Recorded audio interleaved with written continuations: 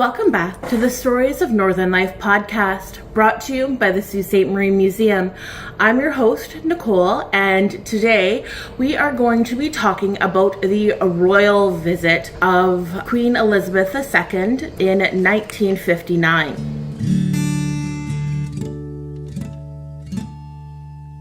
So, as I was saying, we're talking about the royal visit that Queen Elizabeth II and her husband, Prince Philip, made across Canada in 1959.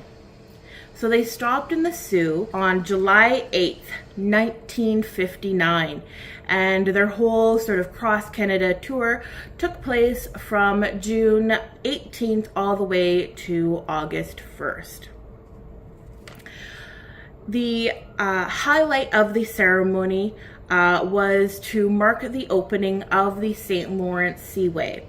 So she was traveling along the St. Lawrence Seaway, stopping at various ports. And one of the ports she decided to stop at was the Sault.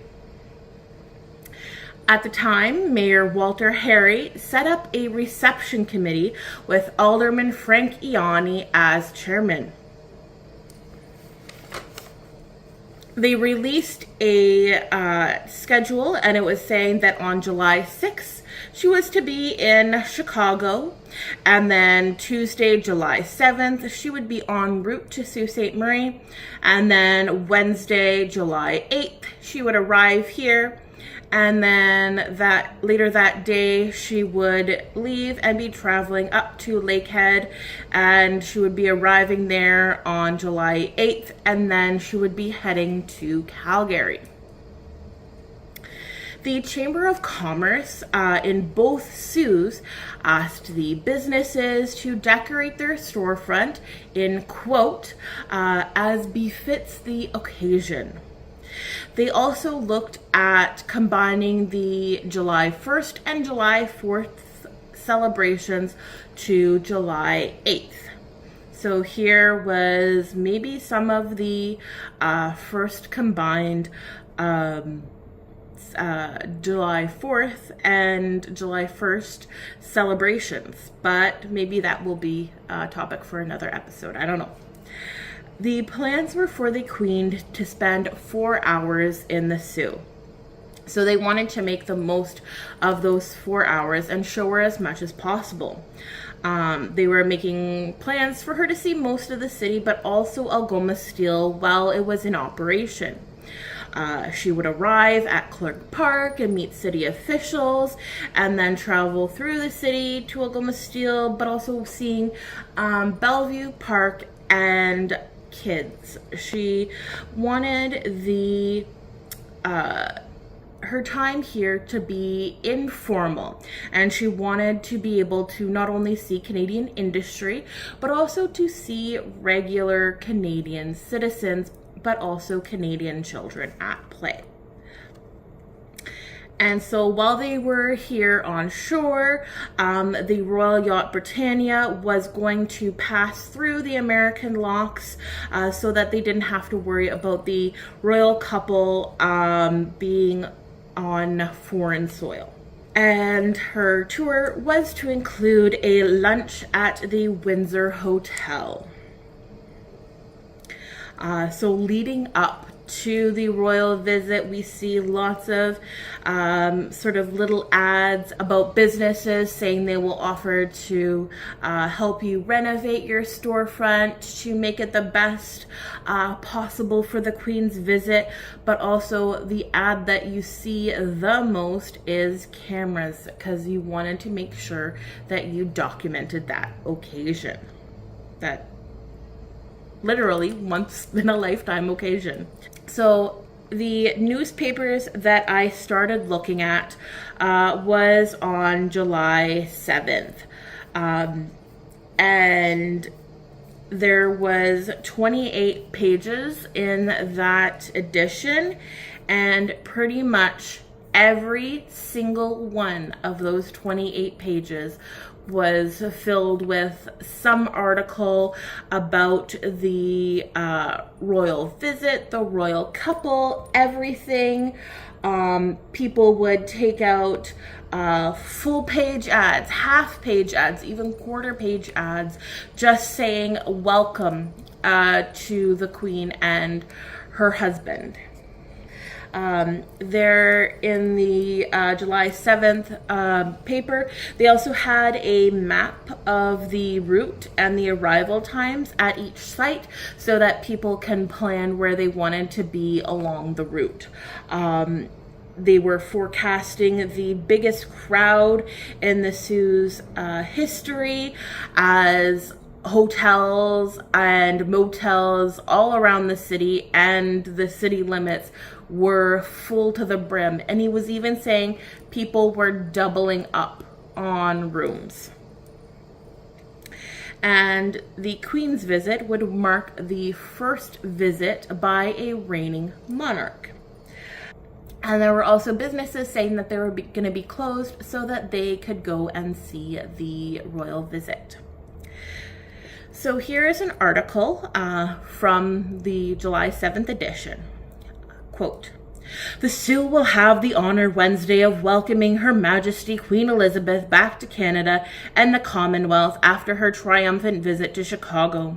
The Queen's first steps on Canadian and Commonwealth soil following the brief United States excursion will occur at noon tomorrow when she lands at Francis Clerc Park. It will be a history-making event, one of the most significant in the long story of the city, which regards itself as the hub of the Great Lakes. Not only will it be the first time the Sioux has been host to the reigning sovereign, but it will also be the official opening of the city as an ocean port. Her Majesty opened the St. Lawrence Seaway earlier. Her visit here is regarded as the formal designation of the Sioux as a seaport. Everything points to an enthusiastic reception for Her Majesty and Prince Philip throughout their 4-hour visit to the Sioux. The Royal Yacht Britannia, bearing the Queen and Prince Philip back from Chicago, is due to pass under the Mackinac Bridge sometime in the very early hours of Wednesday morning. The vessel will go directly to the St. Mary's River, arriving off Detour about 5:30 Wednesday morning. At Detour, the Britannia and the escort of Canadian, United States, and British warships will be met by picket boats from the U.S. Coast Guard base in Sioux, Michigan. These small craft will guide the royal ship up the river. Due to the draft of the 430-foot Britannia, the ship will travel all the way to the Sioux in the so-called downbound channel. After a leisurely run up the river, the ship is to arrive in the Sioux harbor between 11 o'clock and noon. The Britannia will proceed directly to the foot of the United States Ship Canal, where Her Majesty, Prince Philip, and the rest of the royal party will go aboard the royal barge for the trip across the river. When the Britannia enters the harbor, all ferry traffic will be halted, and it will not resume until Her Majesty is ashore at Clerc Park. The international ferries between the two Sioux will have ceased carrying any vehicles earlier than that. There is being a ban on vehicles from 10 a.m. to 3 p.m. Once Her Majesty is ashore at Clerc Park, the parade through the city and the other festivities that will accompany her visit will be started. 4 hours later, the Queen and her consort will go aboard the royal barge at the Canadian Ship Canal and proceed to the Britannia for the voyage to the lakehead. The Sioux visit will be ended and history will have been made." End quote. Another article from that day was titled 4 Crowded Hours, 50,000 expected to line, Royal Route through the Sioux. So here are some snippets from the article. Moments after the Queen and Prince Philip set foot on the special boardwalk that stretches to the river, the Sioux Concert Band will strike up O Canada. Later in the Sioux visit at Bellevue Park, God Save the Queen will be played by the Canadian Legion Band. Estimates are that well over 50,000 people will line the parade route to see her. The Queen will be welcomed by Canadian Labour Minister Michael Starr. He, in turn, will introduce Mayor and Mrs. Walter Harry, who will be the Queen's host for the remainder of the visit. About 10 minutes after the landing, the royal party will move off up East Street to Queen, and then east through crowd-lined streets for what is expected to be a tumultuous welcome by thousands of children gathered at Bellevue Park. On the route, Her Majesty will pass the General and Plummer Memorial Hospitals, where walking patients and many of the staff personnel will be assembled for a look. The Bellevue Park ceremonies will feature the presentation of a bouquet to Her Majesty by the Suze Hargraves quadruplets. The 4 little girls, now 9 years old, will appear before Her Majesty at the City Band Shell. After a quick drive through the throngs of children at the park, the Queen and Prince Philip will go west, traveling on Queen to Pine, up Pine to Wellington, west on Wellington to Brock, south on Brock to the front entrance of the Windsor Hotel.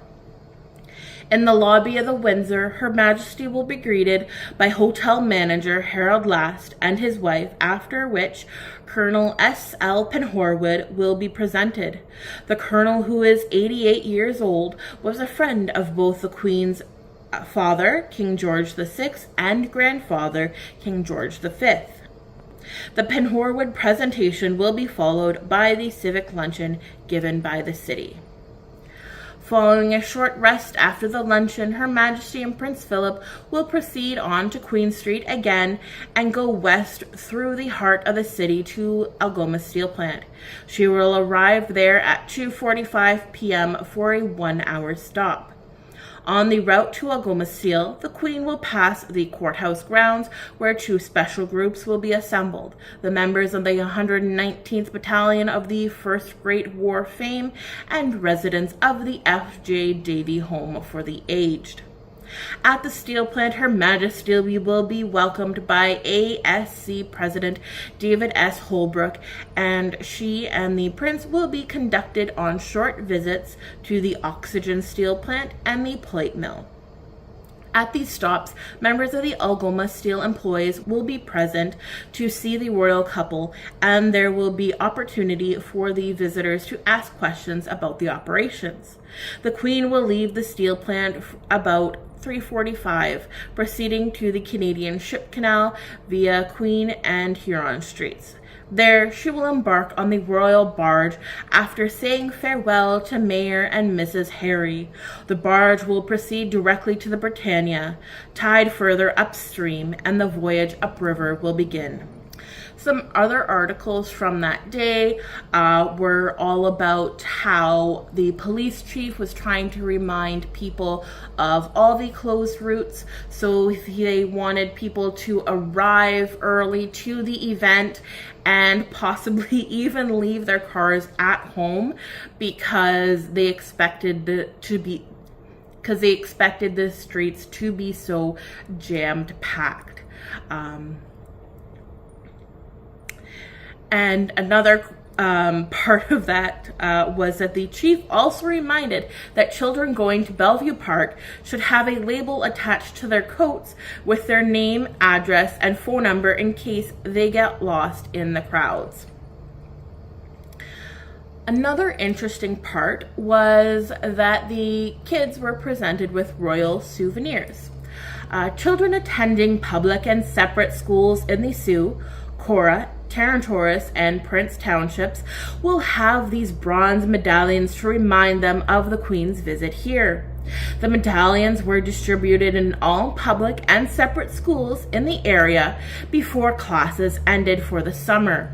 8,500 going to the Sault pupils, 2,150 to Cora, 2,000 to Tarrantouris, and 150 to Prince. They released the royal schedule, saying that at 5:30 the royal yacht would arrive at Detour, 11 a.m. approximately. The royal yacht would tie up at the American Sault Ship Canal. At noon, Queen and Prince Philip will land at Clergue Park from the royal barge. 12:10, the Queen and Prince will leave Clergue Park going up East Street and along Queen to Bellevue Park. 12:25 p.m. arrive at Bellevue Park. 12:35 p.m. leave Bellevue Park going west on Queen to Pine, up Pine to Wellington, west on Wellington to Brock, south on Brock to the Windsor Hotel. 1:30 p.m. luncheon given by the city. 2:30 p.m. Queen and Prince leave the hotel, travel west on Queen to the steel plant. 2:45 p.m. arrive at the Algoma Steel and tour the Oxygen Steel Plant and plate mill. 3:45 p.m. leave Algoma Steel going east on Queen to Huron, thence directly to the Canadian Ship Canal. 4 p.m. Queen and Prince embark on royal barge and proceed back to the royal yacht. And then there was another article that was titled Impressions Weighed, Royal Trip Through Channel Previewed. So this article is basically talking about how would the royal couple perceive the city. And now the city did look a lot different back then. If you look at our old waterfront, it was very industrial back then. There was a lot of the big, huge fuel tanks lining the waterfront. So it wasn't quite as picturesque as our waterfront is today. So here are some snippets from that article. Probably thousands of Seaways are wondering just what the Queen's impressions will be as she sails up the channel and comes in sight of the Seaway port Wednesday morning. Some of the Sault staff, armed with cameras, films, and notepads, took an excursion downriver one hot, sunny afternoon recently for the preview of the royal arrival.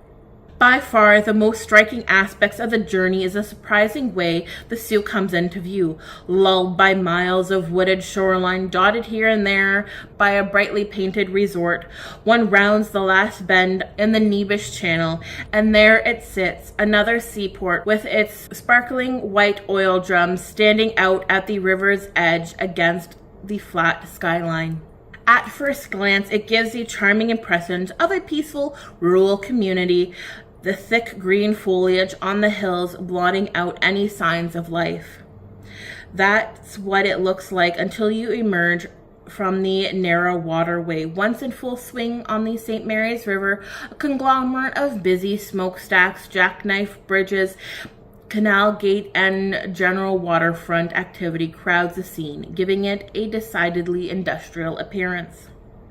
The day of our expedition, several dredges were engaged in clearing out the river bottom, and at one point, over a mile of piping floating on the water was transporting the silt, which was ejected in a muddy torrent from the spout to land in a pile on the mainland. So this last part here is kind of interesting because it shows that they are in the process of actually deepening the channel for the ships. So sort of around this time, the freighters and the other boats are just getting so big that they're needing that deeper channel for them to be able to go through, and they're also needing the bigger locks to pass through. And so that's why our Canadian lock was sort of falling into sort of not quite disuse, but more just of being a pleasure craft lock.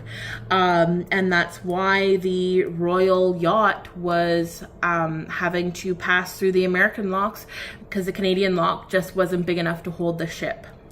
And then so we get to July 8th, and this is when the Queen and Prince finally arrive in the city. And so here is an article. It's titled St. Mary's Trip, Welcome Respite. So here are some snippets from there. Unruffled by the choppy waters of the St. Mary's River and badly pitching landing float, Her Majesty Queen Elizabeth stepped gracefully up the ramp to waiting Seaways at Francis Clergue Park today. She was wearing an ink blue and white printed dress with full-length matching coat accented around the hemline by a deep flounce. Press releases said her dress was designed by Norman Hartnell. Her hat was a pale gray-blue silk trimmed with black velvet and tulle.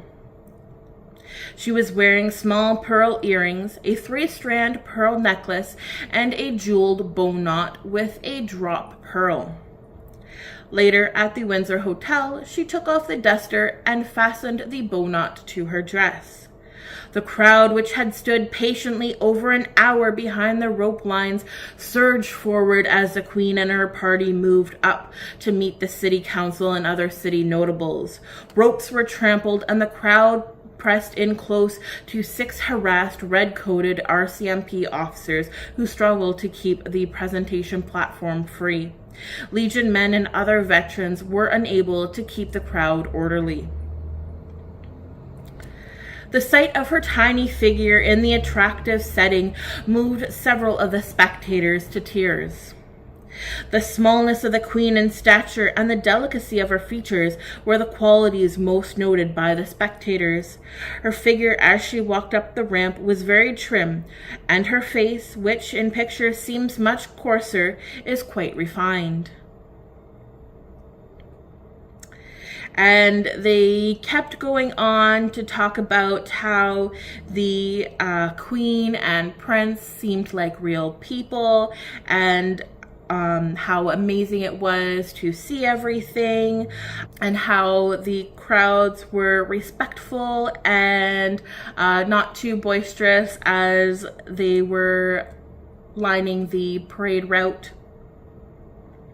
And then they were talking about how at the bandshell, the Hargraves quadruplets presented the Queen with the royal bouquet at Bellevue Park.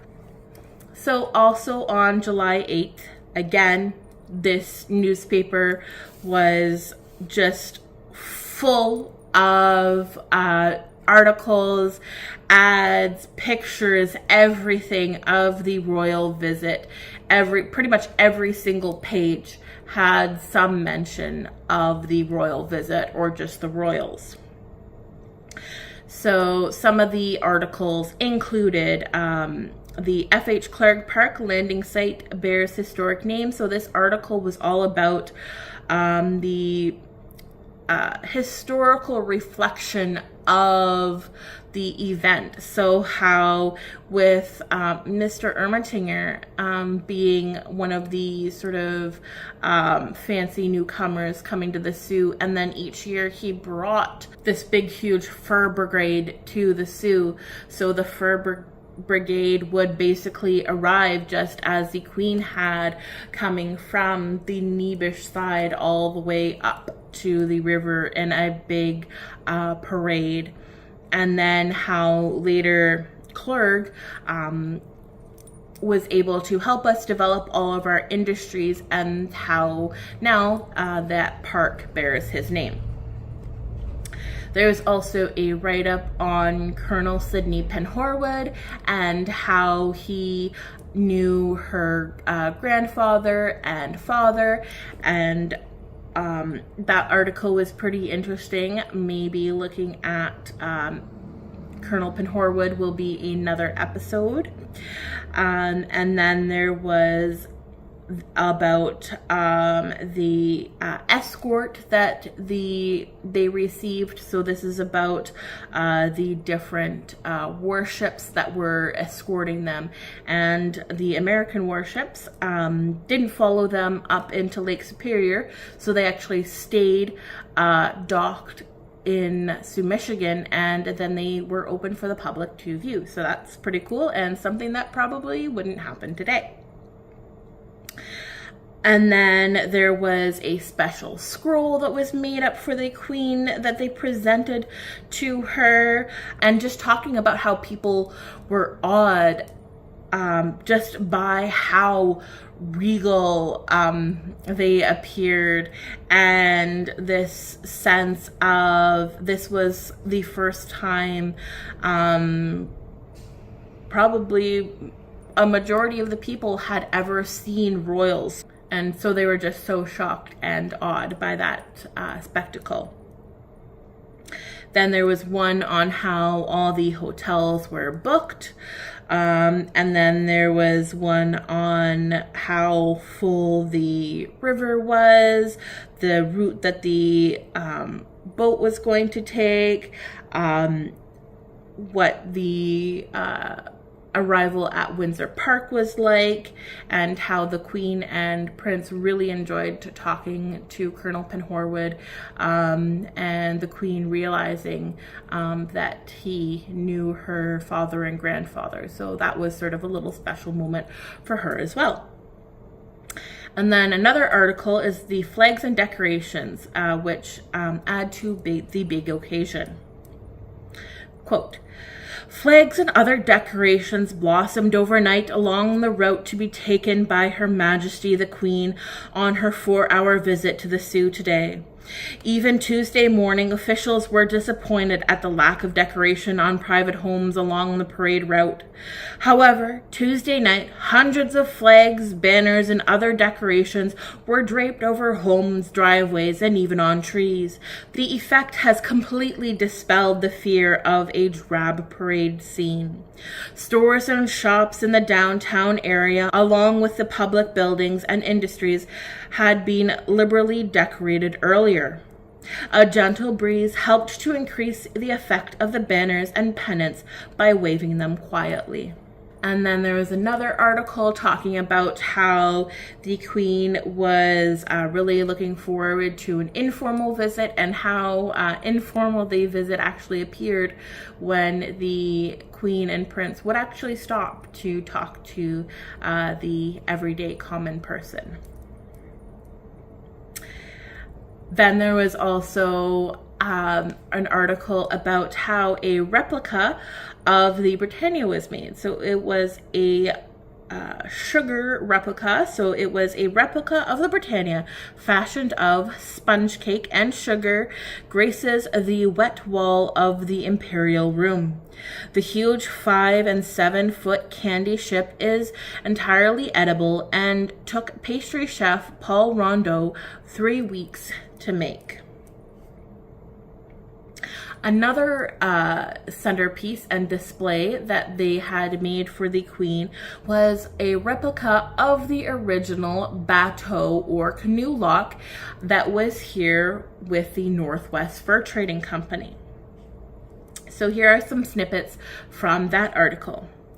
"We decided that tour arrangements gave the Queen no sense of our history, no idea of the real importance of Sault Ste. Marie in the scheme of the St. Lawrence Seaway," said a spokesman for the group planning the centerpiece.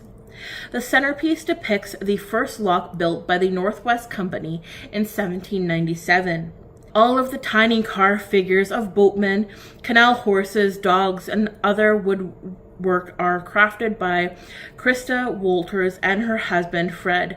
Created the basic scenery included flowering blue rapids, tiny canoes in the ancient locks, and real sand path for the horses.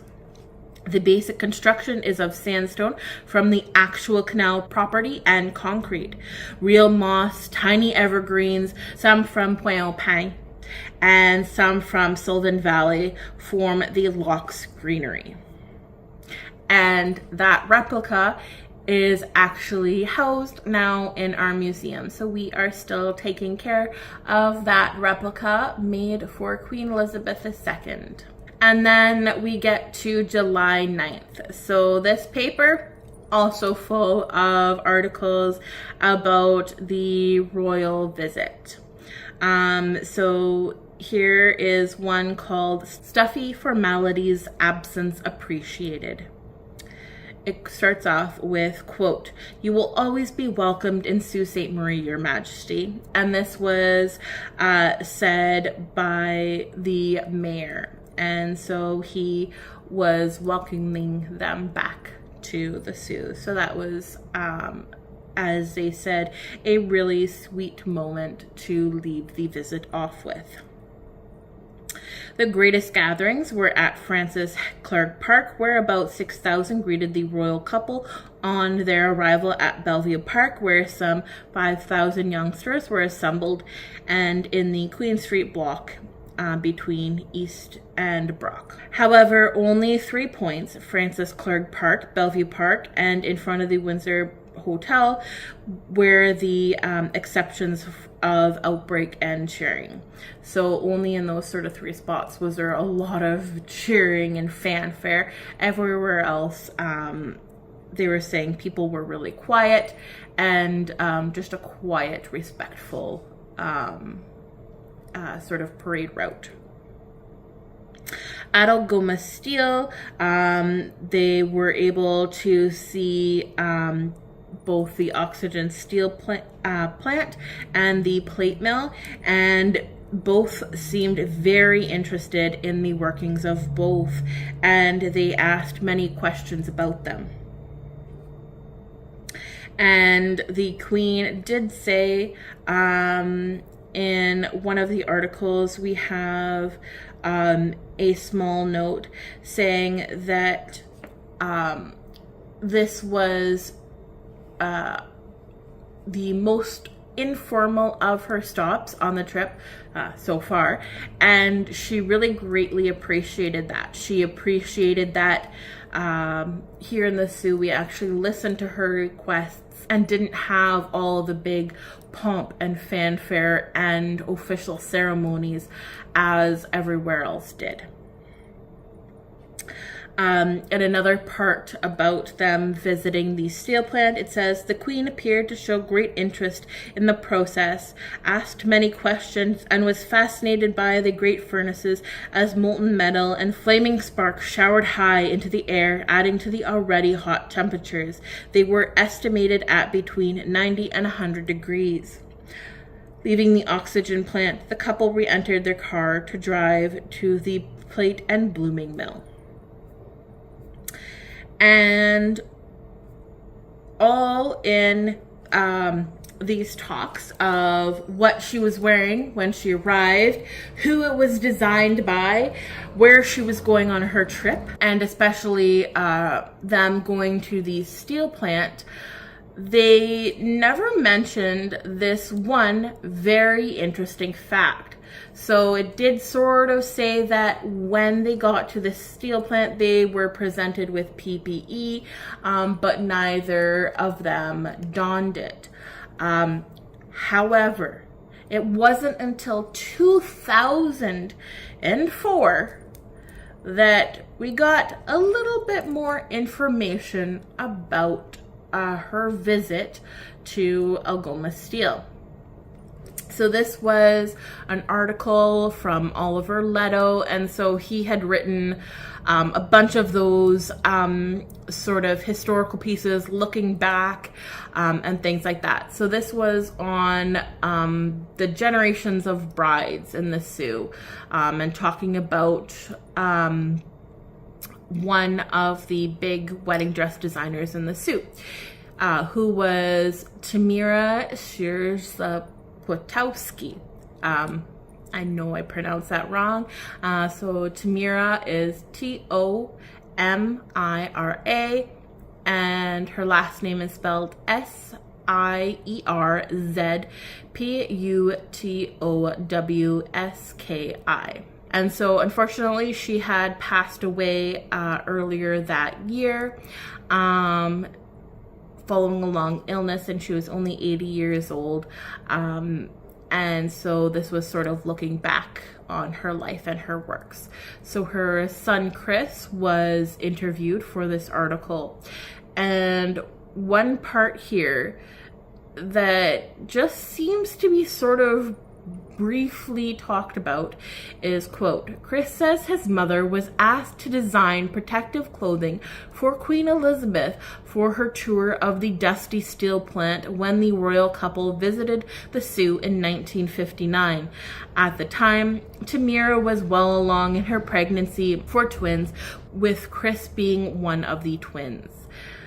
So just one paragraph is all we have about how a Sioux woman was asked to design clothing for the Queen, even though it was just a protective duster jacket that she was to wear for the tour of the steel plant. It was still something, I think, pretty remarkable, pretty neat, that a Siouxite was asked to do that when the Queen has basically at her disposal all the very top designers in the world.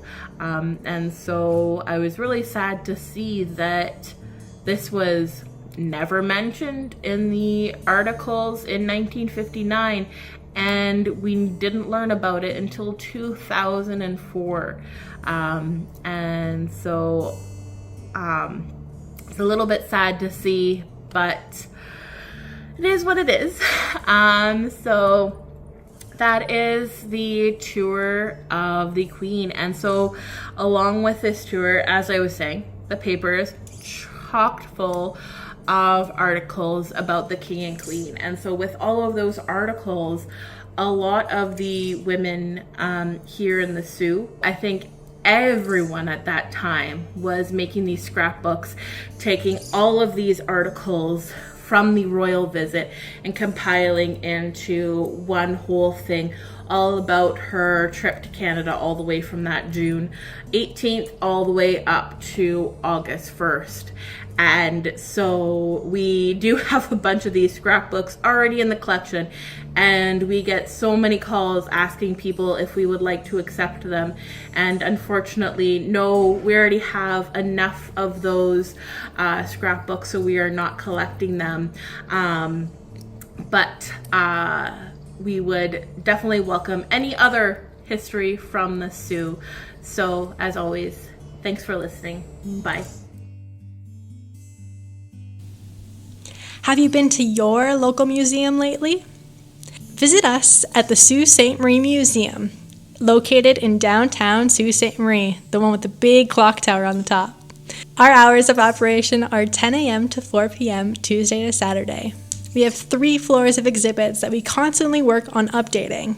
The whole family is welcome, as we have activity sheets and scavenger hunts with prizes for every kiddo, a discovery gallery full of hands-on learning, and more interactive elements scattered throughout the museum. And don't forget to come say hi and let us know you're a listener of the podcast.